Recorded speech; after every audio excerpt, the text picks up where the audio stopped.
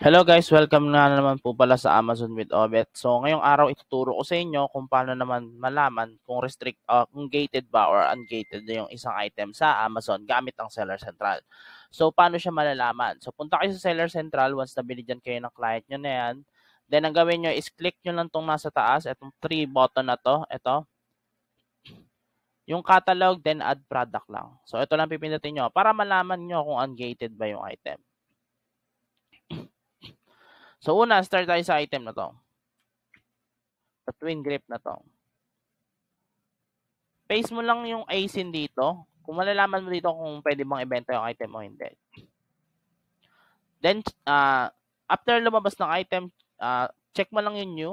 Then, sell this product. Kapag dumiretso ka dun sa pinaka mismong optimization, wala siyang violation na na-hit. Kumbaga, pwede mo siyang ibenta. Yan. So, hindi yan restricted item, hindi yan gated item. So, yan ang itsura ng mga hindi gated item. So, next naman natin si Craftsman naman. ASIN lang uli. Punta uli sa catalog. Paste. Then, search lang. Sell lang uli. New condition. Then, apply to sell. Kapag may lumabas na request approval, ibig sabihin gated na yung product. Okay? So, ito yung ito yung gated na tinatawag. So, yung kanina, yung diretso dun sa optimization, tawag dun ungated yun kasi hindi siya restricted. Ito naman, ibig sabihin, yung Craftsman na ni-search natin is, need mo ng approval bago ka makapagbenta. Need mo siguro ng authorization ng brand owner bago ka makapagbenta dito sa Amazon. So, request approval lang yan.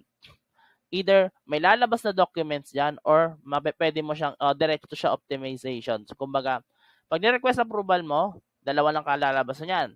Diretso sa optimization or kailangan mo ng documents. Okay? So, depende yan. So, kayo na lang mag-click yan pero yan lang makita dito sa Seller Central. So, isa na yan sa restricted, gated item to or restricted item. So, next naman natin, ito naman, LOL surprise. Open natin to. Then, i-paste lang natin dito yung ASIN. Search lang ulit.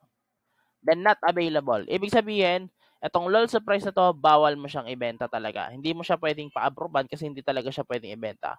Show limitation, you are not approved to list this product. We are currently not accepting application. So, pwede siya before ata, pero ngayon hindi na siya pwede. Siguro madami nagbebenta. Pero yun nga, ito yung mga itsura ng mga gated product. Yan, ito yung mga restricted items. So, gated, restricted yon. Then, ungate nyo, yun yung may request approval. Okay?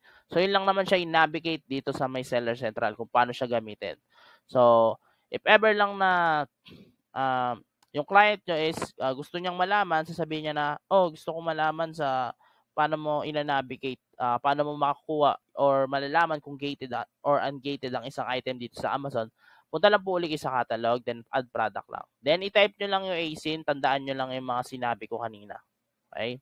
So, yun lang ituturo ko ngayong araw. Sa mga gusto pa lang magpaturo ng one-on-one dyan, in case lang na mag-inquire kayo, yung one-on-one po natin, kung magtataka po kayo, bakit 4 to 5 hours lang siya? Kasi hindi naman po ganun kadami yung lesson ng PR.